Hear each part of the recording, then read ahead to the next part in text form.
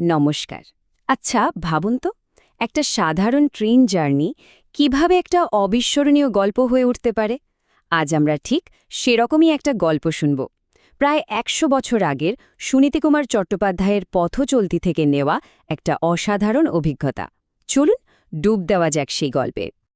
গল্পের শুরুটাই কিন্তু একেবারে নাটকীয়।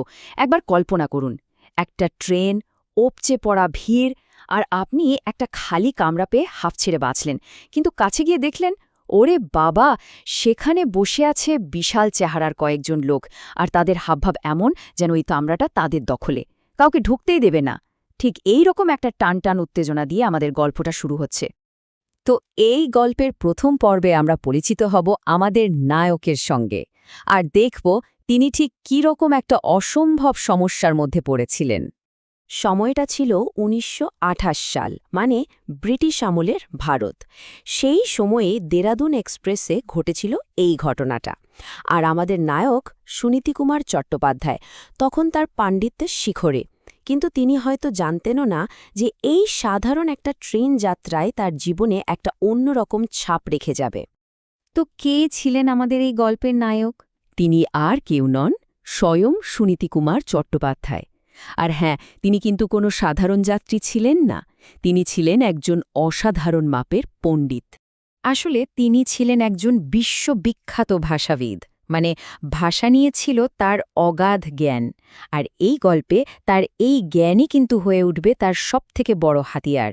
মনে রাখবেন কিন্তু এই কথাটা, কারণ গল্পের পরের অংশে এটাই মূল চমক। তো এবার গল্পটা একটা দারুণ দিকে মোড় নিচ্ছে।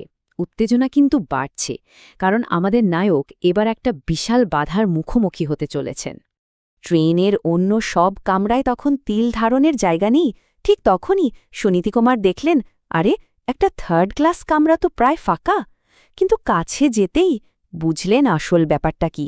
পুরো কামরাটা দখল করে বসে আছে কয়েকজন জবরদস্ত চেহারার কাবুলিওয়ালা, আর তাদের মেজাজ এতটাই চড়া যে কেউ কাছে যাওয়ার সাহসই পাচ্ছে না।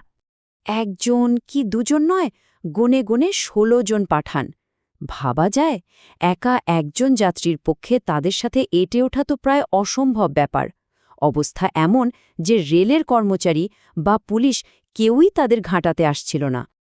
আচ্ছা, কাবুলিওয়ালা বললেই তো আমাদের রবীন্দ্রনাথ ঠাকুরের গল্পের কথা মনে পড়ে, তাই না? কিন্তু সেই সময়ে, মানে বাস্তবে, কাবুলিওয়ালারা আফগানিস্তান থেকে আসতেন মূলত ব্যবসা আর টাকা ধার দেবার কাজে। আর তাদের ওই বিশাল চেহারা আর রাশভারী মেজাজের জন্য অনেকেই কিন্তু তাদের বেশ ভয় পেত। কিন্তু এখানেই তো আসল টুইস্ট। সুনীতিকুমারের কাছে এমন একটা অস্ত্র ছিল যা গায়ের জোরের থেকে অনেক বেশি শক্তিশালী। কি সেই অস্ত্র বলুন তো?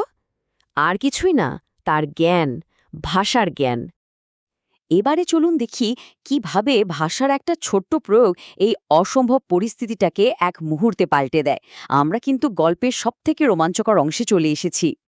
দেখুন, এখানেই সুনীতিকুমারের বুদ্ধির গভীরতাটা বোঝা যায়। তিনি জানতেন যে ওই পাঠানদের মাতৃভাষা পশতু, কিন্তু আফগানিস্তানের শিক্ষিত অভিজাত সমাজ, এমনকি সরকারি কাজকর্মেও ফার্সি ভাষা চল ছিল। মানে ফার্সি বলতে পারাটা ছিল একটা সম্মান আর শিক্ষার প্রতীক। তো যেই না সুনীতিকুমার কামরায় পা রেখেছেন, অমনি গর্জে উঠল তাদের একজন, কিধার আতে হো, সির্ফ হাম পাঠান লোক ইসমে যাতে হ্যাঁ। মানে, কোথায় আসছো, এটা শুধু আমাদের পাঠানদের জন্য। ভাবুন একবার অবস্থাটা। আর ঠিক এই মুহূর্তেই সুনীতিকুমার তার তুরুপের তাসটা খেললেন। তিনি কিন্তু বাংলা বা হিন্দিতে জবাব দিলেন না। তিনি শান্তভাবে, একদম পরিষ্কার ফার্সি ভাষায় বললেন, মারা জাগে বেদে বারিসের বোকাদমি, মানে আমাকে একটু জায়গা দিন, শুধু একজনের জন্য। এটাই ছিল তার মাস্টার স্ট্রোক। আর যা ফল হলো তা যেন ম্যাজিকের মতো। ওই পাঠানরা তো একেবারে হতভম্ব। একজন বাঙালি বাবু আর তার মুখে কিনা ফার্সি! মুহূর্তে তাদের সব রাগ, সব হুঙ্কার উধাও, বদলে জায়গা নিল গভীর শ্রদ্ধা। তাদের চোখে সুনীতিকুমার আর সাধারণ যাত্রী নন, তিনি একজন আলেম, মানে একজন জ্ঞানী গুণী মানুষ। এরপর যা হলো সেটা সত্যি অবিশ্বাস্য। যে কামরাটায় একটু আগেও একটা ভয় ভয় পরিবেশ ছিল, সেটাই নিমেষে একটা আন্তরিক আড্ডার আসরে বদলে গেল। বদলে গেল সবকিছু। প্রথমে তো তারা সম্মানের সাথে তার জন্য একটা পুরো বেঞ্চই খালি করে দিল। তারপর শুরু হলো কথাবার্তা, কখনো হিন্দুস্তানি, কখনো বাংলা মিশিয়ে। আর এখানে সুনীতি কুমার আর একটা দারুণ কাজ করলেন। তিনি তাদের নিজেদের সংস্কৃতি, তাদের কবিতা, তাদের গল্পের ব্যাপারে আগ্রহ দেখালেন, আর এতেই ওই পাঠানরা একেবারে মুগ্ধ। তারা তখন খুশাল খান খাটখকের মতো মহান কবির পোস্ত গজল গিয়ে শোনাল, আদম খান আর দূরখানাইয়ের ভালোবাসার করুণ গল্প বলল। মানে গোটা কামরাটাই যেন একটা চলন্ত পোস্তুর সাহিত্য সম্মেলন হয়ে উঠল। ব্যাপারটা একবার ভেবে দেখুন, যে কামরার বাতাস একটু আগে ঘাম আর হিঙের কড়া গন্ধে ভারী ছিল, সেই বাতাসে এখন ভরে উঠেছে কবিতা, গান আর পারস্পরিক শ্রদ্ধায়। কি অসাধারণ একটা পরিবর্তন!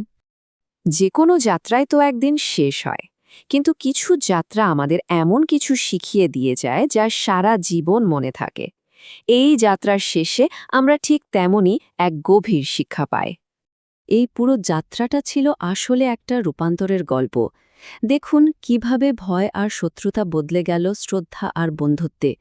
যেখানে ছিল ভয় দেখানোর চেষ্টা, সেখানে জায়গা করে নিল আন্তরিক আতিথেয়তা। আর সবথেকে বড় কথা, সমস্ত ভুল ধারণা ভেঙে গিয়ে তৈরি হলো একটা সত্যিকারের মানবিক যোগাযোগ। এটাই বোধহয় এই গল্পের সবথেকে বড় শিক্ষা। আমরা কত সহজেই বাইরের চেহারা দেখে, জবরদস্ত চেহারা দেখে একটা ধারণা তৈরি করে ফেলি। সুনীতি কুমার কিন্তু দেখিয়ে দিলেন সেই ধারণাগুলো আসলে কতটা ঠুনকো হতে পারে। তাহলে শেষ পর্যন্ত আমরা কি শিখলাম? শিখলাম যে ভাষা শুধু কথা বলার জন্য নয়, ভাষা হলো একটা সেতুর মতো, যা মানুষের মনের সাথে মনকে জুড়ে দেয়। ঠিক জায়গায় বলা কয়েকটা শব্দ ভয়কে শ্রদ্ধায় আর অচেনা মানুষকে বন্ধুতে বদলে দেওয়ার ক্ষমতা রাখে। এই গল্পটা শোনার পর একটা প্রশ্ন মনে আসতে পারে, ভিন্ন সংস্কৃতির কোনো মানুষের সাথে কি কখনো কোনো স্মরণীয় অভিজ্ঞতা হয়েছে, যেখানে হয়তো ভাষার একটা ছোট্ট চেষ্টাই সব দূরত্ব ঘুচিয়ে দিয়েছিল? একটু ভেবে দেখবেন। আজ এই পর্যন্তই। ধন্যবাদ।